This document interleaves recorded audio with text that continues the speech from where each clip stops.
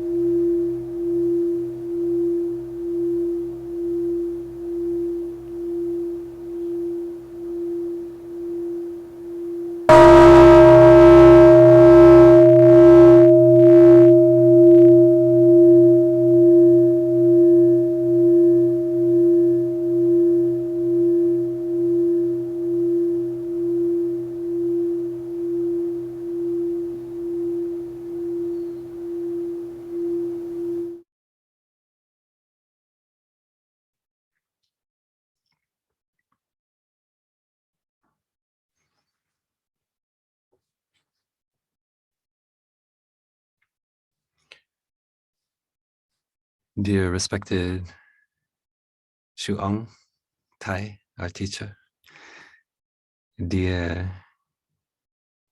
monastic brothers and sisters, dear friends of the multifold lay community, dear everyone, welcome to our Memorial Weekend Retreat.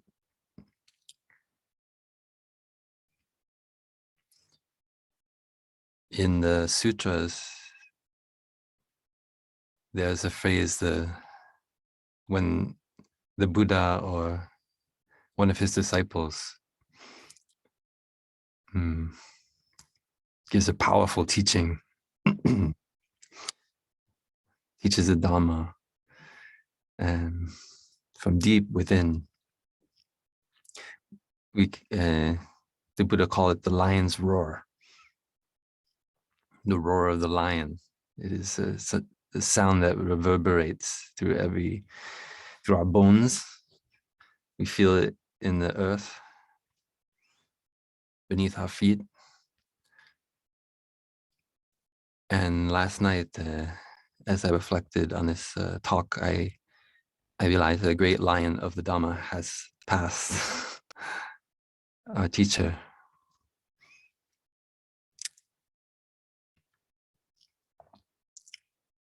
It is very rare in this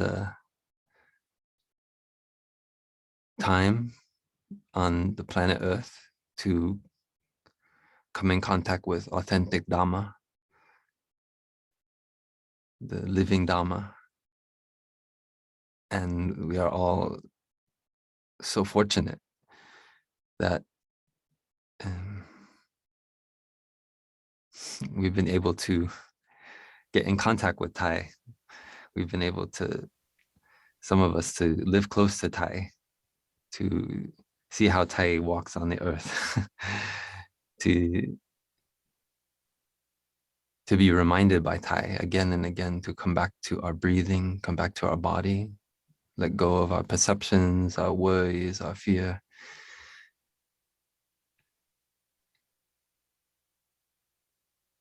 And there's not a moment in the past 49 days that I have lost sight of that or forgotten how precious this opportunity is.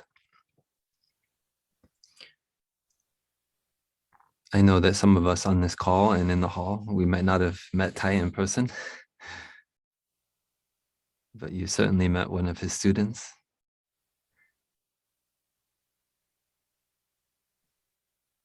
And it's in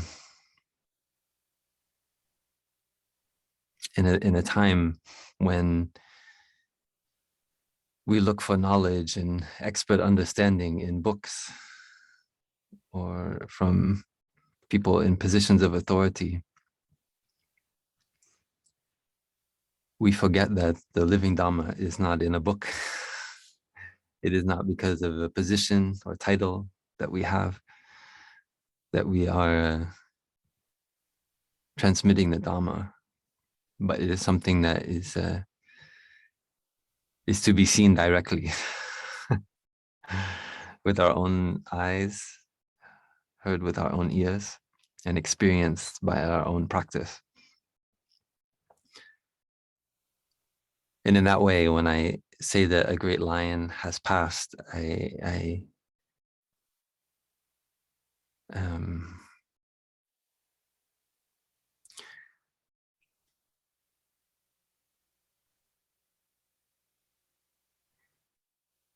mean that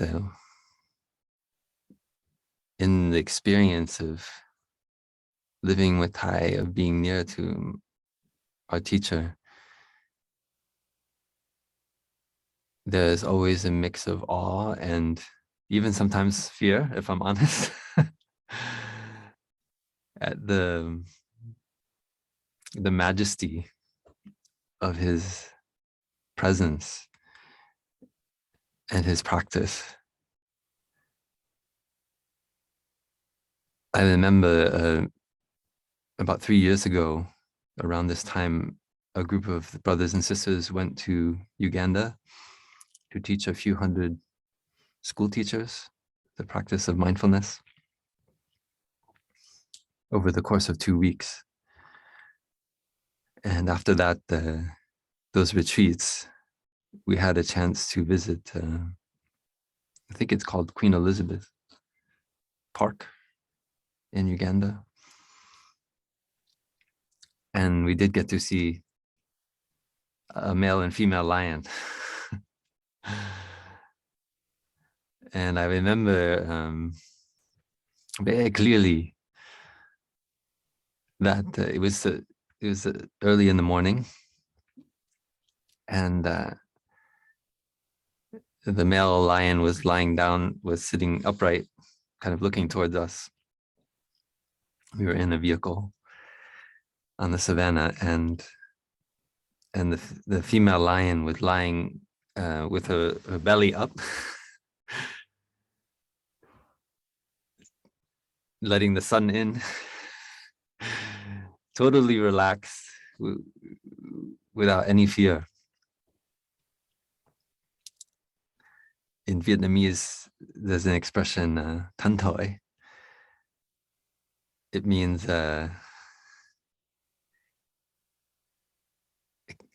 freedom, but it means the kind of freedom, freedom we feel when we have no anxiety, no worries. We don't have anything in our mind. We're not holding on to anything. We feel totally natural. Thân thoi. And I remember feeling that being transmitted by that lion couple that morning. And when I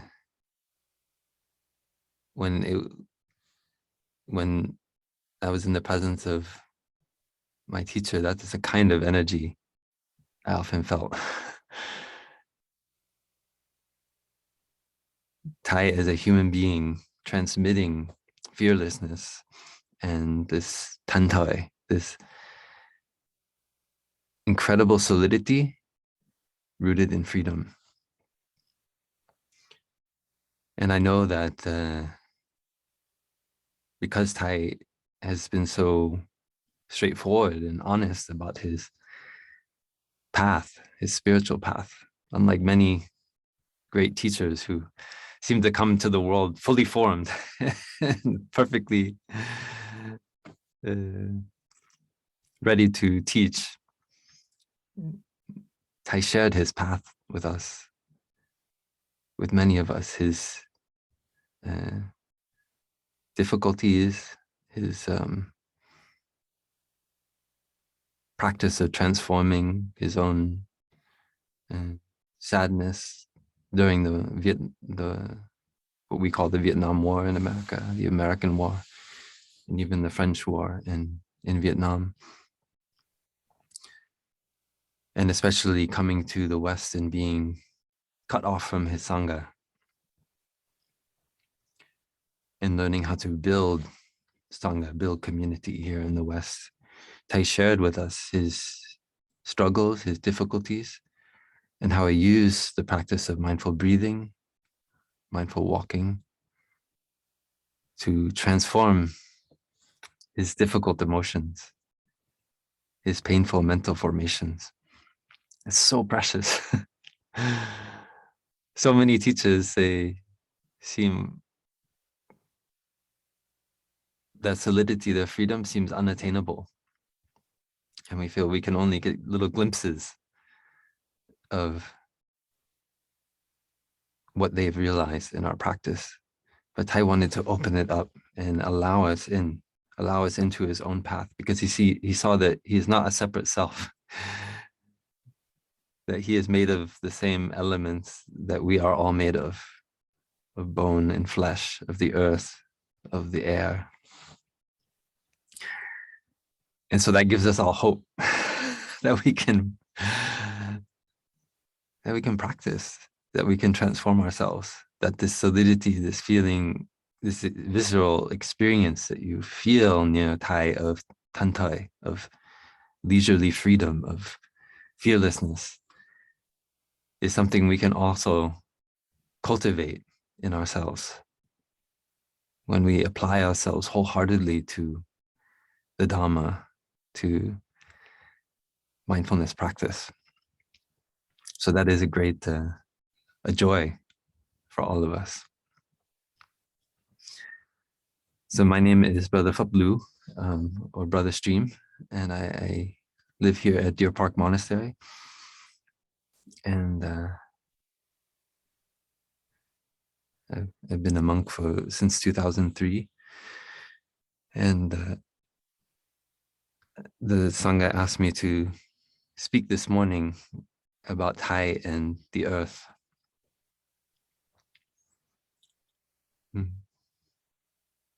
Thay always loved to talk about Mother Earth and how we can fall in love with Mother Earth. And Thay's very careful with his language. Thay knows that if we are not careful, those of us who practice every day to fall in love with Mother Earth can easily become caught in an idea about the earth, caught in an idea about the situation of the earth. And because Thay experienced firsthand in Vietnam as a young monk the terrible pain and suffering that comes from being attached to a dogma or an ideology, even when we deeply believe and see that ideology to be the right one, especially when we see deeply that we believe we know what is the right thing to do, then we can cause so much suffering to ourselves and to others. And so that is why Thay talked about falling in love with Mother Earth. Because when we fall in love with a person, we know that that person can never be reduced to just an idea or a concept. Any of us who've been in a long-term relationship know that we cannot reduce our partner to one principle, one ideology, one philosophy. We are so much vaster than that. And the earth is also beyond our concepts and ideas. And so Thay invites us to fall in love with Mother Earth so that we don't get caught in our ideas about the earth, but we practice every day. Because being in a relationship is a practice. It is not you don't have the relationship and then suddenly you have a relationship, right? But it's every moment, every word, every thought, every action. It's a process of cultivating our love and compassion and learning to practice to transform our own difficult emotions. And that is a kind of relationship Thay wants us to have with the earth, to come back to our breathing, come back to our steps, and fall in love with Mother Earth. It means see this as a long-term relationship made known to our family and friends. It is not just a concept. Some of us, when we think about the earth, because we are in touch with the devastating effects of the climate crisis, right away we feel sadness. And we want to turn away. We feel we are not worthy to look Mother Earth in the face. It is like when we've betrayed our loved one, when we've acted in a way that we feel is not worthy of their love. And so we feel we cannot face them. We feel ashamed.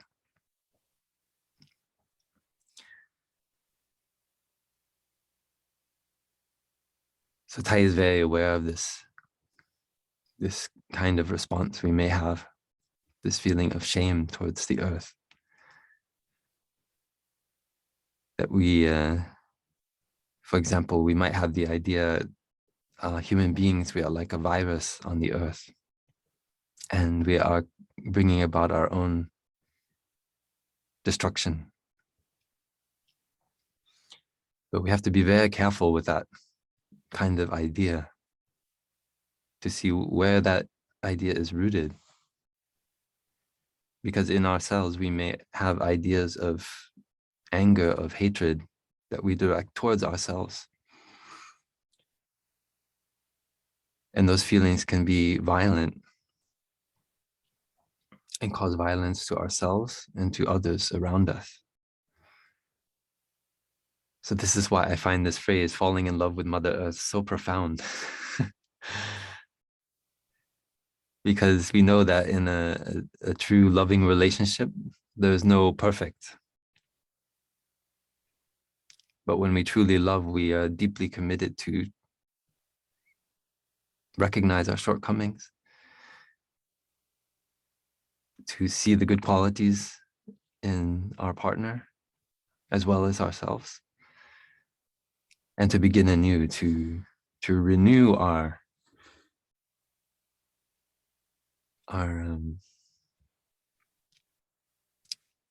thinking, our speech, our action, our mind. So this is a great act of love that Thay offered to us. He has so much compassion.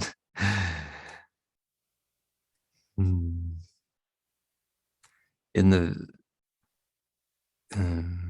the last few years that Thay was still speaking, Thay began to see the earth as a great metaphor for what we call store consciousness. Store consciousness is like the unconscious, the deep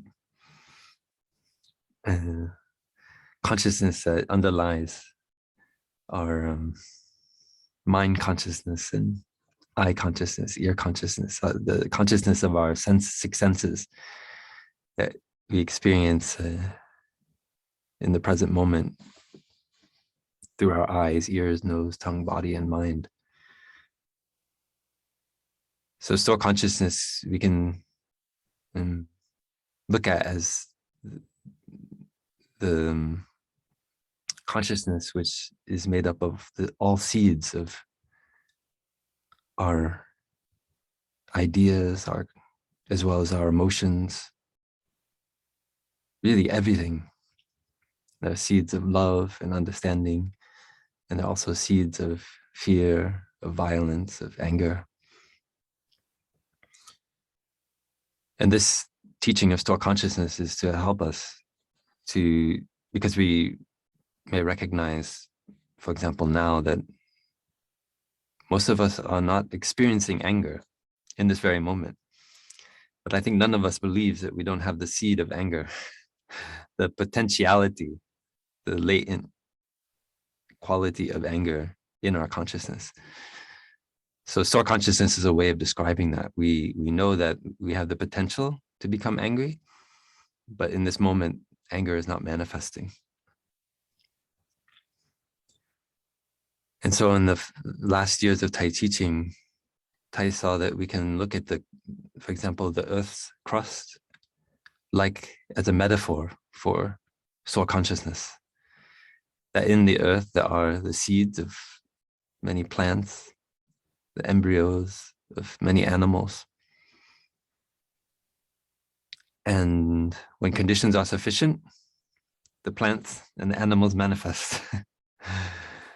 And when conditions are not sufficient, that plant or that animal does not manifest. This is a way of saying that the earth is not caught in any one species or plant. It's not trying to support this species and not that one. But just as conditions are sufficient, that species manifests. And when conditions are no longer sufficient, that species ceases to manifest. And all of the plants and animals and fungi and so forth on the earth, we are the discriminating ones, as it were. We want to encourage our species because we feel a bit of attachment. For example, as human beings, we may many of us we like human beings. We feel, for example, on the savannah in Uganda, I feel a little bit more safe and comfortable in the van with my brothers and sisters than I do standing next to the lion couple on the savannah. If I'm honest, I will share that I will feel a little bit uneasy if I'm standing 5 feet away from that lion pair on the savannah. I think I will stay for the moment in the Jeep with my brothers and sisters. And so even if we are very critical towards the human race for some of our unsightly behavior, yet we still have a deep, deep love. A little bit, you could say, kind of attachment to our own species. And so for my own practice of falling in love with Mother Earth, I try to expand that to try to a little bit help myself to let go of that attachment. Can you hear me okay? Yeah. So as a practitioner, I practice to let go of that attachment to the human species, to touch this equanimity or inclusiveness of Mother Earth that Thay described.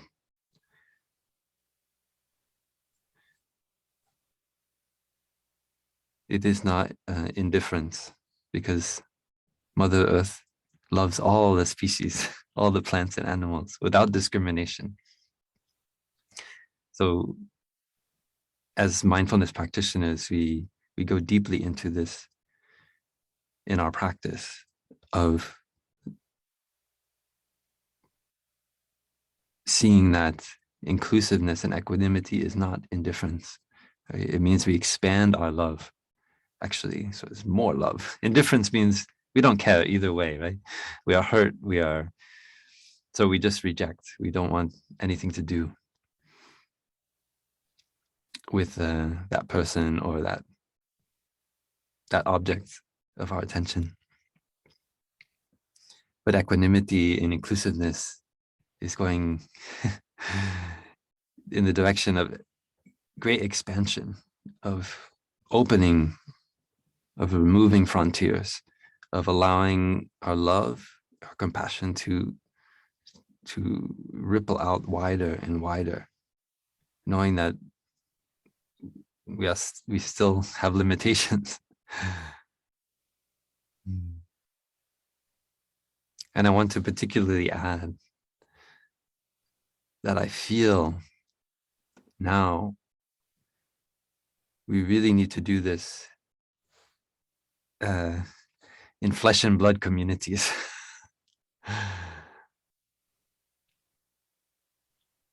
Because although it may be easier to get on the internet and to read the news and to get on social media and hear about, for example, the horrific killings that have taken place in Ukraine over the past few weeks.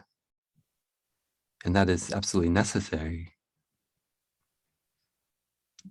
In 2004, when some of you may remember, when in December of 2004, the earthquake in the Indian Ocean that causes tsunami. And I remember very clearly, I had just ordained as a novice, and Thay taught us, he trained us how to practice with so many who have died. Almost 300,000 people died as a result of that tsunami. And I remember Thay saying, a little part of us also dies in the tsunami. Because he knew some of us, his students, we wanted to go, we wanted to help, we wanted to, hey, we cannot just sit here in Plum Village, we want to go and join a humanitarian group and provide first aid and bring supplies. And that is what Thay did. Thay didn't sit in the monastery as the bombs were dropping outside. He went out and he found ways to help.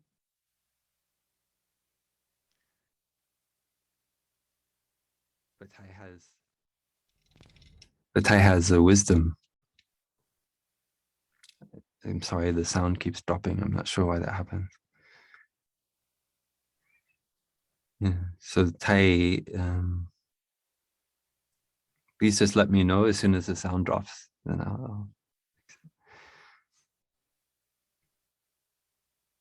yeah. So Thay shared with us his practice of seeing that part of Thay is also dying when people are dying on the coast of India and Sumatra and so forth. So that is a meditation to see that we are not separate, right? It's a meditation on non-self, to see that if we only see ourselves as this individual, we're very protected. At that time, we were in France and nowhere near the tsunami. But that's a very superficial view. When I look at my brothers and sisters and I see them suffering, I see that I also suffer. And when they are happy, I see that I'm also happy. And so I can extend that same visceral experience of compassion out towards those who have died in the tsunami. And so that has been my practice these past few weeks in Ukraine.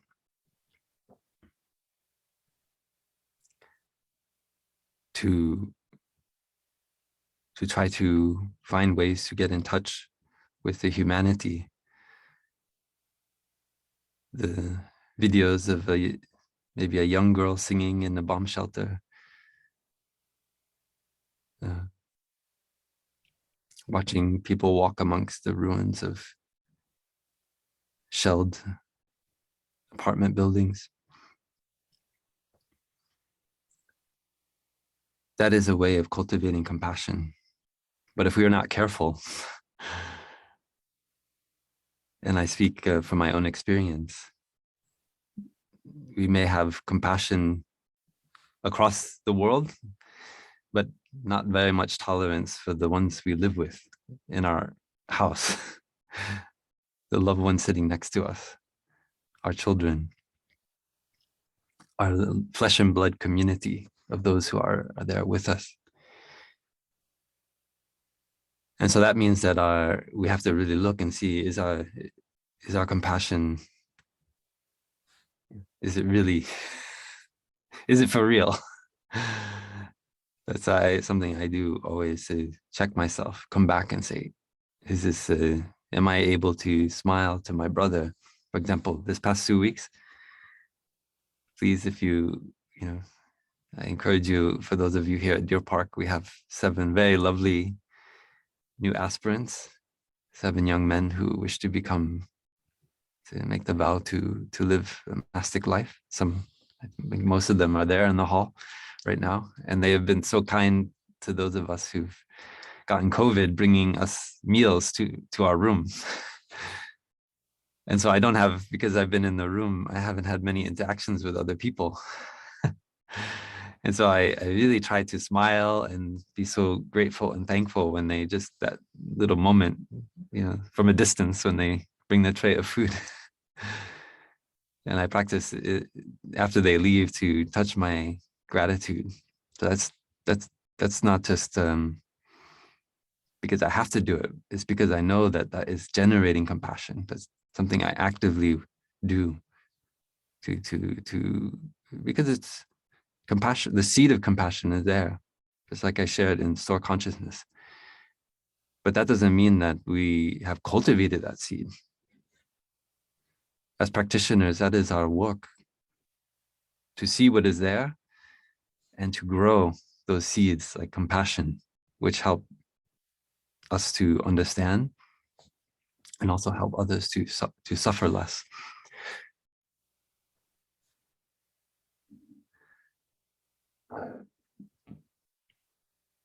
So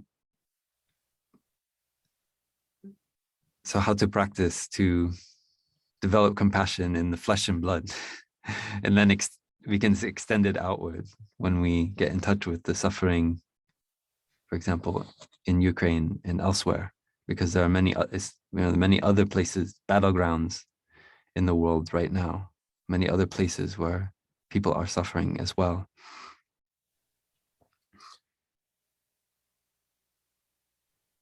So Thay said we start by going in.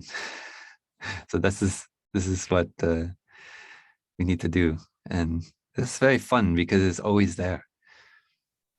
Starting a movement is beautiful, but it's not easy. So start the movement in your own heart. You start the movement here, right in this chest, with your own breath, with your own step.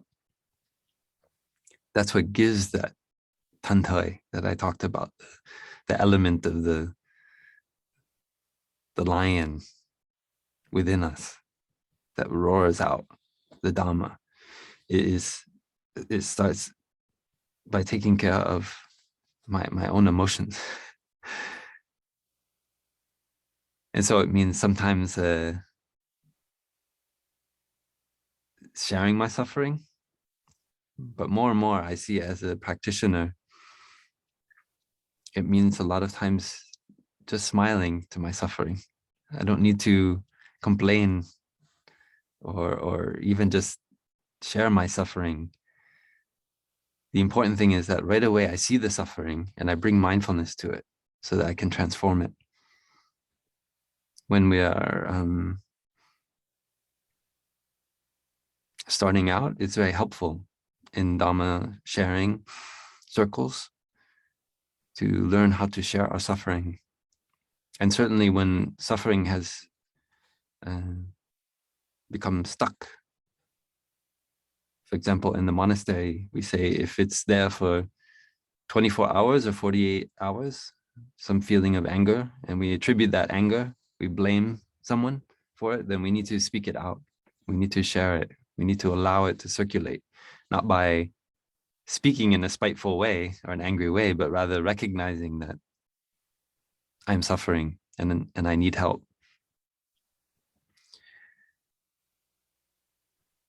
And as we progress, we can be much quicker to respond to a perception that brings about suffering inside of us.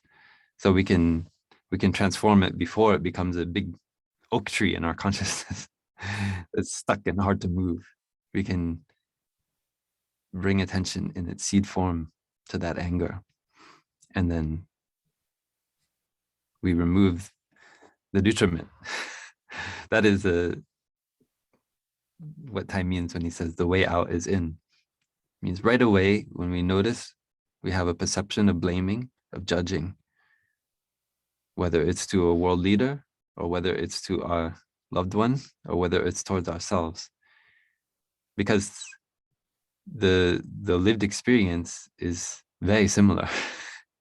Whatever the object is of our anger, how we if we are honest, as I look at myself as a practitioner, I see that it is the lived experience of that anger, that blaming is the same, whether it's to a whole country, whether it's to a leader, or whether it's to myself. So if I can learn how to respond right away and shine the light of mindfulness on that seed of anger, then it doesn't become so big like a forest fire that I cannot easily put out by myself alone. So that is a practice of the way out is in. Maybe we can listen to a sound of the bell.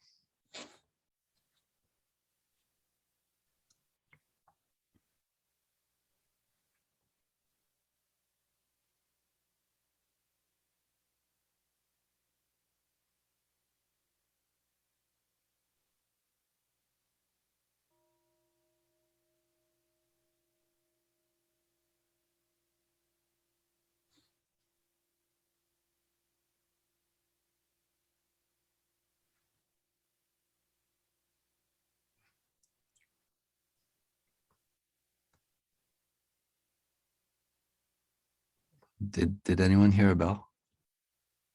I didn't hear one either. Maybe we try again.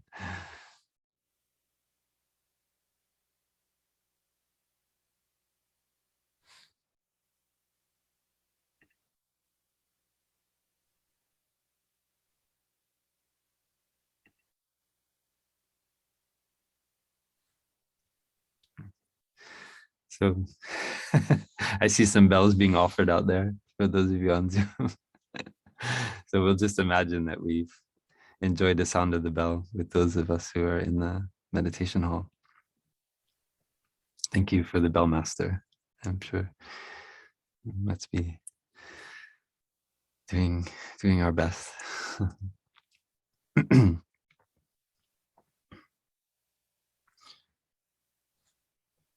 I just was asked by the community after Thay transition about 49 days ago. We sent a delegation from Deer Park, from Blue Cliff Monastery, from Magnolia Grove Monastery here in the US to attend the ceremonies in Vietnam. And so some brothers and sisters asked if I would share a little bit about that.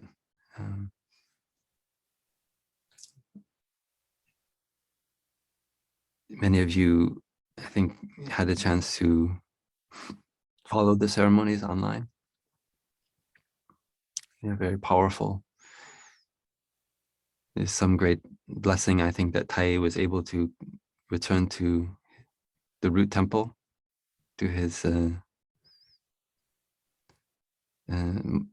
Tuhu temple, where he trained as a novice back in in the 1940s.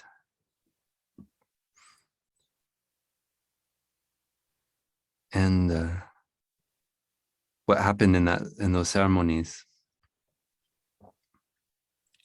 I think from those of us, maybe even some of us in Vietnam, but certainly those of us outside of Vietnam, look very perhaps strange, new. And for some of us, it may have looked very beautiful and moving, and maybe all of those things combined.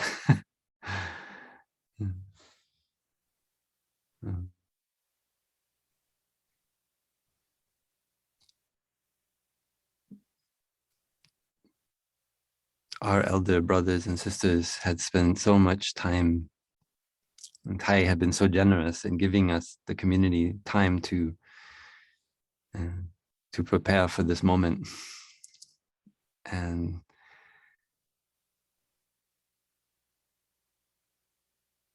we might like to just take a moment to breathe and practice cultivating gratitude for what all of the, not only monastics, but certainly the monastics in Plum Village, in Vietnam, in all of our centers around the world, as well as many, many lay friends, all of the devotion and work that they offer to make that experience available for all of us is really incredible, a great Dhamma work. And we can just take a breath and touch the seed of gratitude in our heart.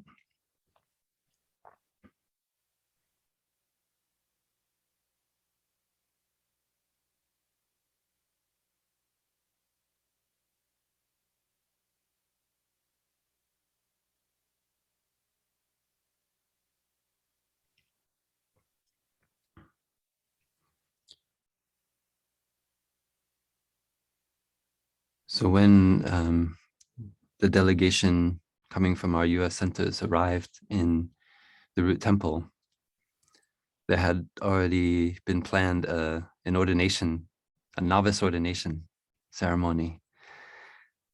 And I had the chance numerous times to sit both before, after the ordination ceremony with that group of 27 young monks and nuns. It's so moving. I don't know if many of you know, but these young monks and nuns were aspiring to become monastics, but they hadn't really been trained yet. And many of them were just visiting home at that time when Thay passed. And they got a phone call and said, "Come right away." And they came, and the energy is so moving. That was, I think, the second morning I was there, sitting there and seeing these young, mostly some of them teenagers, some mostly in their 20s, all in this moment before Thay's body is cremated, to ordain, to make the vow, to be Thay's continuation. So inspiring. And the ceremonies continued. And we, of course, in Vietnam, we were wearing masks all the time, almost all the time, except when we were in just the room with just a few people. And that was, it's not controversial in Vietnam.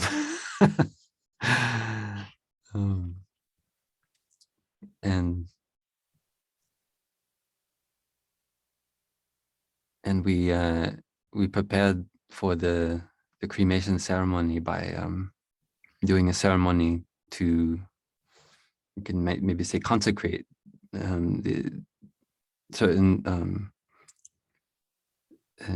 of Thay's possessions, including Thay's sangati.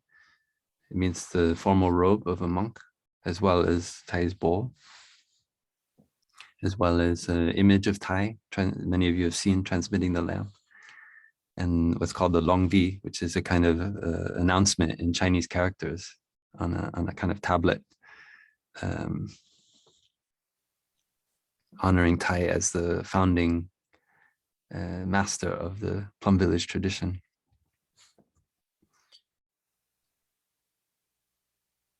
In Vietnamese, Khai Shan, it means he opened the mountain. Thay is remembered formally in that way. Khai Shan, the one who opened Khai Shan Lang Mai, the one who opened the Plum Village mountain.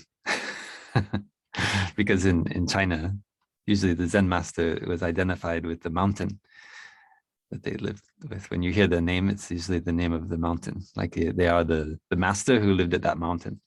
And so Thay, the mountain is Plum Village. And Thay is remembered as that the opening founding master of the Plum Village mountain. And so these objects we in formal ceremony we're bearing them to many of the altars, to the ancestral altars, to the main Buddha altar and the root temple, with a large procession and the chanting of many high venerables. And so a group of the monks, we were carrying these objects, and I'll be honest, it was sometimes physically quite demanding.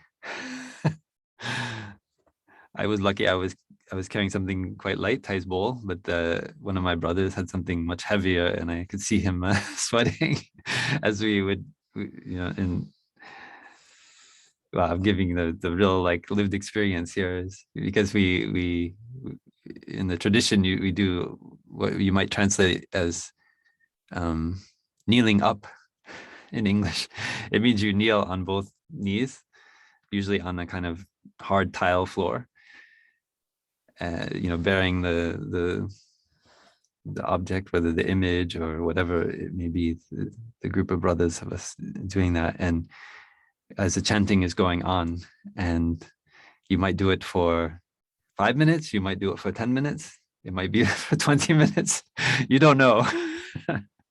You just have to breathe and be aware, and so it's sometimes I think sweat was pouring down our bodies as we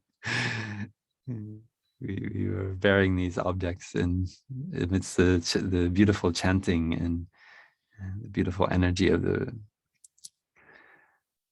ceremony. And actually, after the ceremony, one of the monks at the root temple, he pulled up his pant leg, and I saw he was wearing like knee pads. And I thought, oh.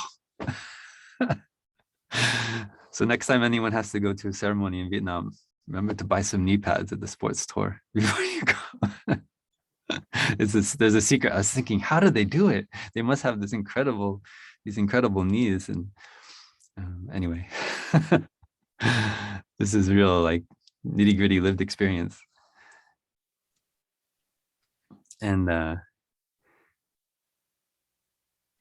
yeah, and I one thing I want to share, because I'm not sure how much it was transmitted, but I want to share how joyful these ceremonies were, how much joy, how much happiness.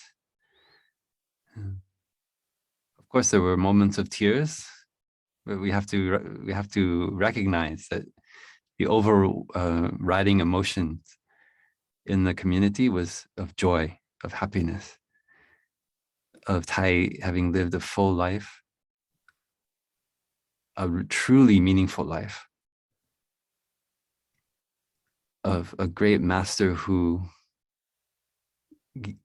had so much confidence in his students, in each one of us, without discrimination, always supporting, always, I personally felt it, and I know all my brothers and sisters have just personally received so much love and care, really, really beyond what we feel we deserve from Thay. Because Thay is like a great gardener, and he wants a beautiful forest to grow up, the forest of the Sangha. And he doesn't want one of the trees to be fighting against the other tree or, fighting for sunlight, but he sees there's enough sunlight for us all. And that is a reason to celebrate. And it was quite extraordinary because the weather during the whole time of the ceremonies was perfect. Blue skies, warm, not too hot. And this is very unusual for Hue at the end of January.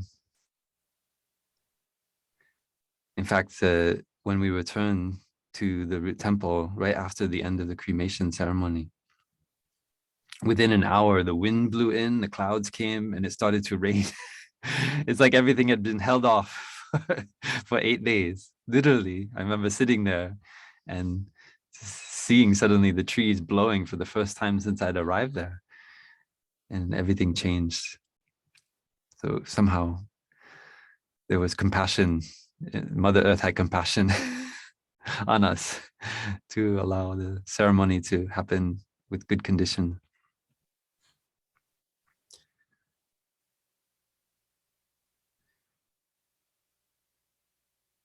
There are many things I can share. I want to share to you a very powerful moment which happened in the early morning.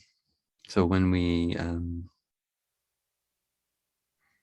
arrived at the cremation grounds, then there was much chanting, and Thay's casket was put in front of uh,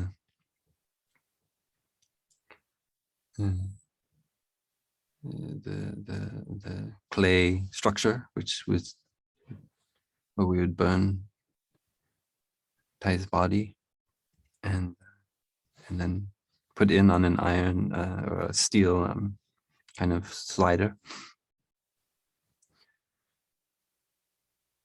And then for the next 16 or 17 hours, the Sangha all around through the night sat around Thay's, around the clay structure as the flames were burning Thay's body. And especially as we came to the early morning, about 3 or 4 in the morning, at that time we were just sitting silently around. And suddenly when I looked around at my brothers and sisters and I felt the energy that we were generating there, it really felt exactly like when we would sit in Upper Hamlet of Plum Village and Thay would give a Dhamma talk. It felt like we were experiencing one of Thay's greatest Dhamma talks as we sat there around the structure. The level of concentration was very high, and the joy was very high, and the quiet was almost perfect, other than the sound sometimes of the wood burning and the men who were helping with the cool down the vent. It's bringing the hot air out with water. There's this perfect silence. And I heard that this something that had sent a very strong message to all those other friends there who maybe didn't know Thay so well, or didn't know the Plum Village Sangha so well, or Thay's teaching. Because funerals can be a very loud affair. But this energy of silence, of imlang, of noble silence, that we'd experience when Thay was giving a talk. We want to allow the Dharma to come in and the seeds and water the seeds in our store consciousness of compassion, of understanding. So that that energy was very present in that moment, and I just felt so happy. I felt so happy, and I felt the Sangha was so happy, because what Thay had completed in every moment of his life was so meaningful, so fulfilled, and it made me reflect on sometimes when we do feel sadness and despair when a great person in our life passes, there may be some attachment, and we are practicing with that attachment. And certainly I feel in myself attachment to Thay is feels so much easier when Thay is there. There's less burden on the Dharma teachers, monastics. We can just look to Thay. What does Thay say? And because Thay took such good care of us, it's so easy to love Thay, to feel some attachment. So there's some sadness that can come up from that. And for me personally, I practice a lot with that sadness, but mainly when Thay had the stroke in 2014 in November, I had a moment when I was helping. That night, we thought Thay would not live through the night. It was just a few days after his massive stroke.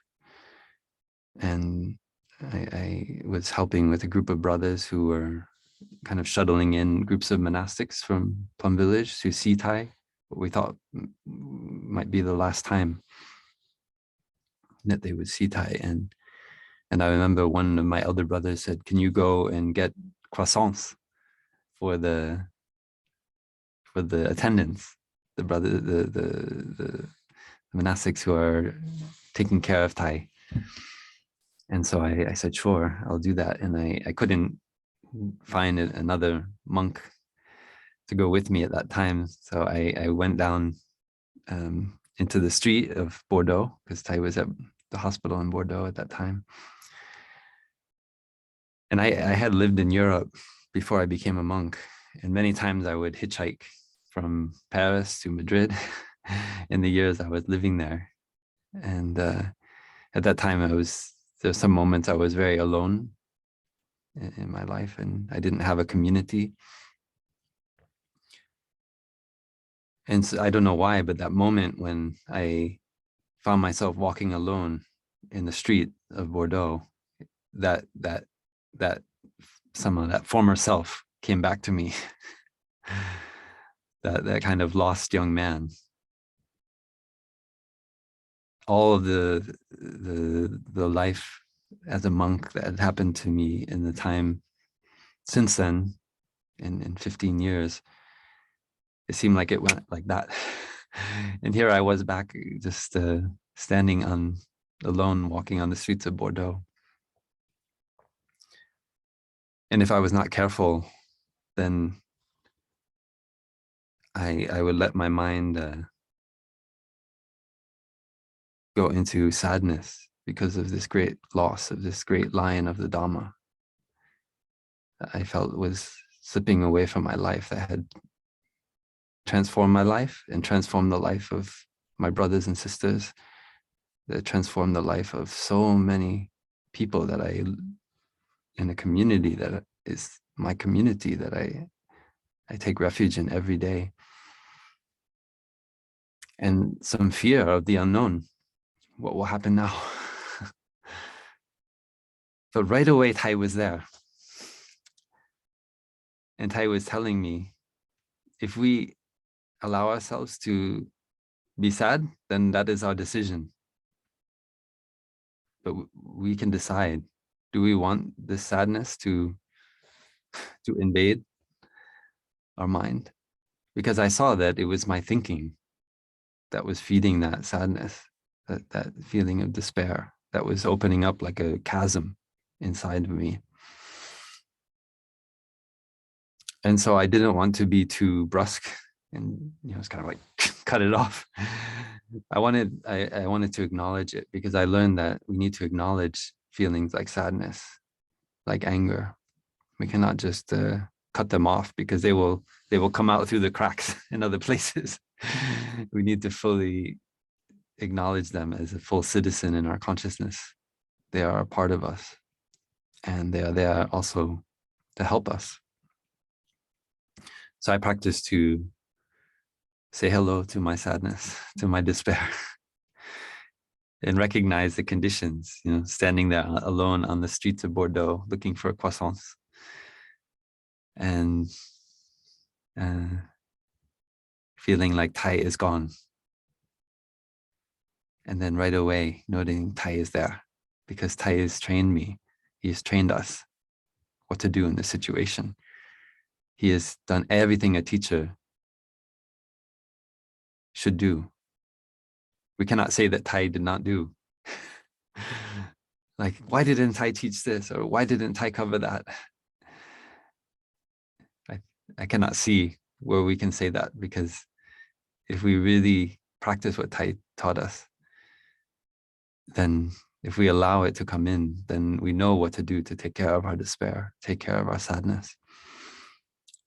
And that was that moment and the moments that followed, the days that followed. Of course, Thay recovered and spent a number of weeks more in a coma, but he did not pass away that night.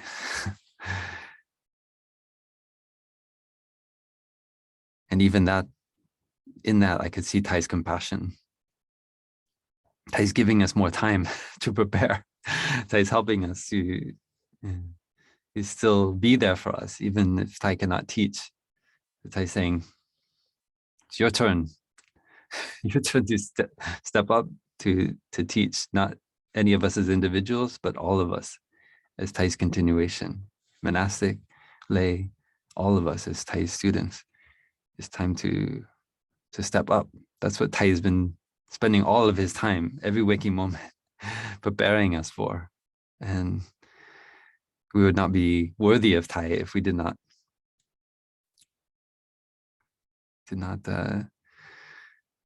honor that great work of his as a teacher. So that for me was a moment of practicing with my despair. And there were many moments since then, moments of where I saw my own unskillfulness as an older brother in the community, where I looked at the community and I say, what the heck is going on? And I wonder where, without that one guiding teacher in a moment of difficulty, how are we going to get through this? How are we going to make that decision? How are we going to go forward? And yet somehow, with Thay's training and practicing the living dharma in our hearts, we find our way, and we learn how to take refuge in each other as brothers and sisters. And so to arrive at the ceremonies in Vietnam, and now Thay has passed, Thay's body is become ash. And so sitting in that moment in Thay's great Dharma talk on the cremation grounds in Hue, I felt total confidence. I felt such warmth. And I want to share a little bit of a funny story. So in these ceremonies, we all just kind of play different roles, and we don't attach importance to it, but it's to just to represent the Sangha. And I was in Vietnam for a month, and I never had a working cell phone. And in Vietnam, that's a way that many of the brothers and sisters were communicating with each other. And so I was often unaware of what was going on. I remember showing up at this ceremony. Somebody had said, oh, you have to carry something in the ceremony. And I had no idea what I needed to carry. So I showed up at the ceremony, and then as we began it, I still didn't know what I was supposed to do.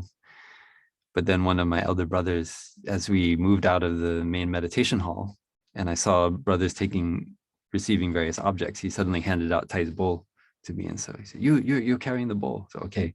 I found out in that moment.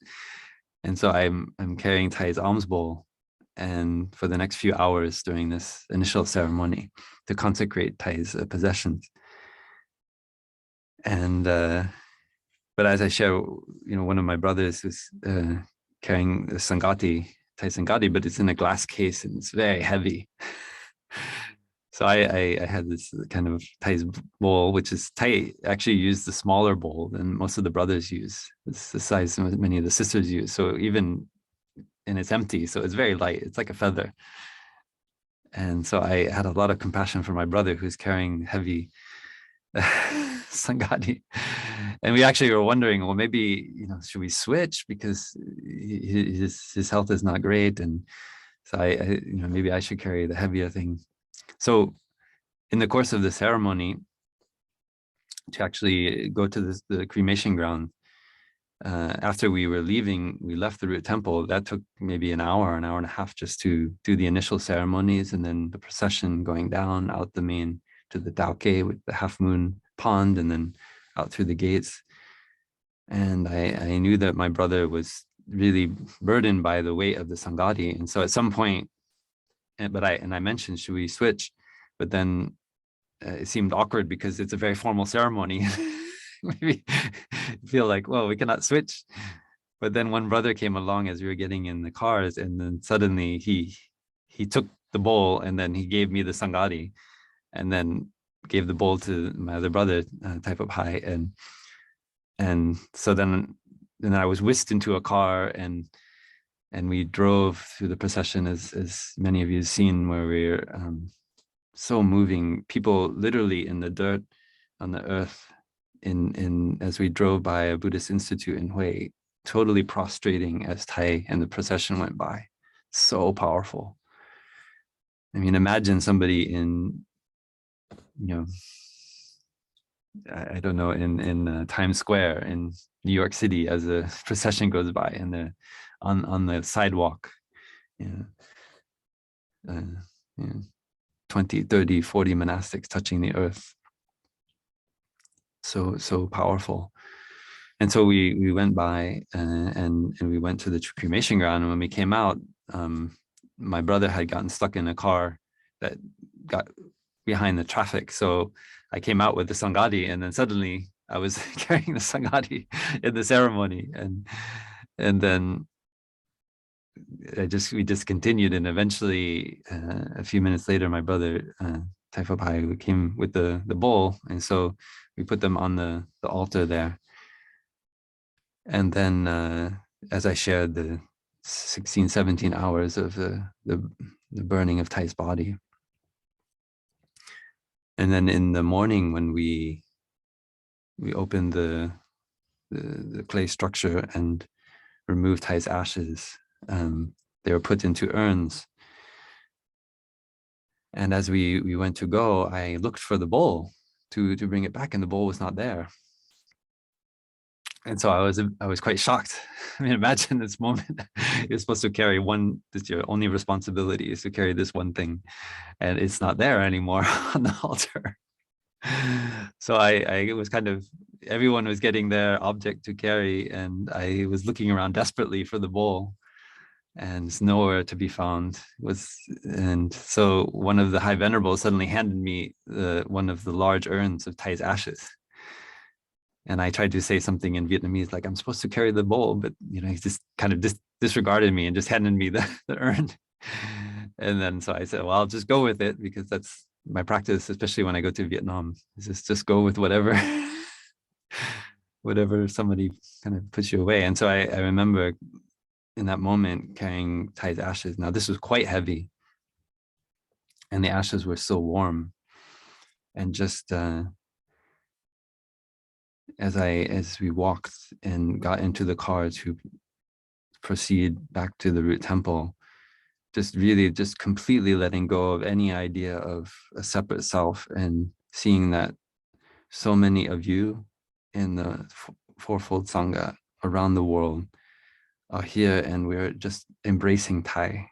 We are holding these warm ashes of Thai all together. We are giving Thai a mindful hug. And I could, the warmth of the ashes was so pleasant. Just to know that all of the Sangha around the world we are all holding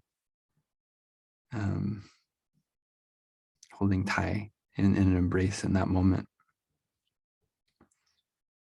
that was my practice of breathing in and breathing out, and just being with the moment, being with Thay. And so, and as we drove back we came out at the root temple, and so I found myself carrying the ashes, and then magically another brother manifested with the bowl. The short story is that one of the elder sisters, she was concerned that somebody might abscond with Thay's bowl because it's very light. And so she had taken a precaution to remove it and hadn't put it back in the moment when I was there to take it. So I ended up with the ashes, and very, very mindful because they were very heavy. And I was very aware that I don't want to drop the ashes. It's not something that one wants to be remembered for. So I was putting all of my heart and all of my concentration in embracing Thay and holding these quite heavy urn of ashes. And fortunately, my arms were compassionate and were able enough, and we came back and were able to pose the ashes on the altar of Changram, the full moon meditation hall. And I tell that story because somehow for me there's a teaching in it, because we cannot get attached. We want to be attached to Thay's. If I'm attached to Thay's bowl, if I am attached to Thay's Sangadi, if I am attached to Thay's physical form, then I miss the whole point. If I think, I need to carry the bowl, I need to carry the Sangadi, I need to carry the ashes, then I miss entirely what Thay is transmitting to us, because Thay doesn't care about these things.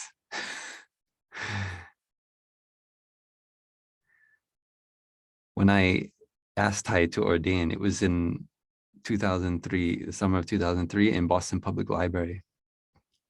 And Thay was presenting the book, Creating True Peace. And I really wanted to, Thay had been giving a retreat at Stonehill. Maybe some of you were there that year. And I snuck out of the retreat because I heard through a source that Thay would be giving this public presentation. And I got there an hour early to the public library, and I got up, and there was a Q&A session Thay offered after presenting the book. And I caused a lot of people to laugh by suddenly asking Thay, can I become a novice monk? And I remember so clearly, because something in me, there was a little bit of pride, I can say, that I wanted to ask Thay directly to become a monk. I didn't just want to go through some kind of bureaucratic process. I wanted, like in the sutra, where you go and you ask the Buddha, and right away your hair falls off, and you're suddenly in a robe, and you have a bowl and everything, and you just get whisked away by the sangha. Some part of me wanted that kind of magical thing to happen, and Thay gave, of course, as always, such a profound teaching. After the kind of laughter died down, Thay said that Thay only plays a ceremonial role in the novice ordination. It is up to the Sangha to decide. And then if the Sangha sees that the aspiration is correct, and I remember at that moment, Thay suddenly turned his head and looked directly at me. And I've often shared this story that it felt like I love being in the mountains. I love being in nature. And one thing that I love to do is to jump into this really cold stream of the mountain. And in that moment when Thay looked at me and said, if the aspiration is correct, I felt like if you're like in the springtime, a cold, ice cold mountain stream, if you ever put like a waterfall, you put your face directly in it and you try to hold it there. And it feels like you feel like what the rocks feel like as they're gently eroded, or maybe not so gently eroded, is very powerful. It's like you can almost not hold yourself there. That's what it felt like when Thay looked at me. It felt like I could not hide anything from Thay.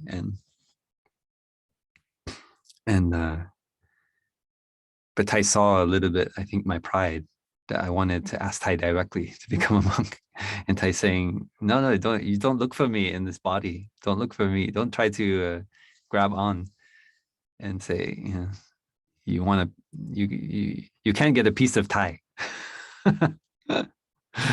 So don't try, whether it's Thay's teaching, you want to like copyright it, or whether it's Thay's image, whether it's Thay's possessions, you cannot grasp onto it. You cannot grasp onto the living Dharma. You only get a figment of your imagination.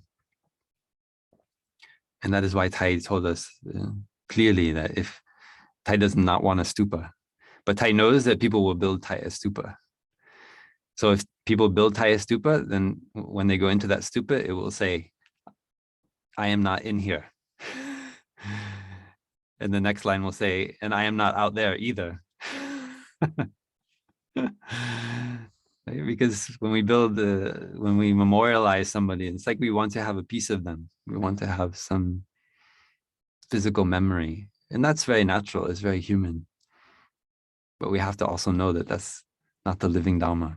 And so falling in love with Mother Earth really is to see that Thay is in every cell of our body.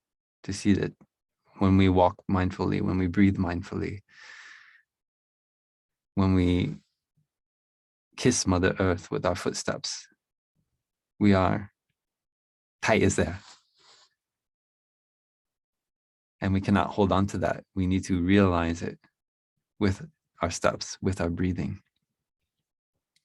And we are so fortunate because we have this beautiful community. We can do it together. In fact, I found that it doesn't really work very well unless we do it together. I tend to only get caught in my own ideas and concepts and attached to some figment of my imagination of Thay and Thay's teaching and Plum Village teaching, unless I'm living in the flesh with my brothers and sisters who are reminding me day in and day out of my good qualities, but also my shortcomings and where I can learn and improve. And so it's such a blessing that we are able to come together for this ceremony. The 49-day ceremony is very important. In Vietnam, just like elsewhere in the world, sometimes we cannot all be there for the actual funeral. But the 49-day ceremony gives us enough time and space so that we can all arrange our lives and come together to honor Thay's legacy. So thank you so much for listening. And there's so much more that my brothers and sisters will continue to share in the next few days. And I know that this retreat is also going on in Plum Village and in Tu Hieu Temple as well in Vietnam. And so we're all doing it together. Thank you for your deep listening. Thank you for your presence. And thank you for your sincere embodiment of Thay's teaching as Thay's continuation.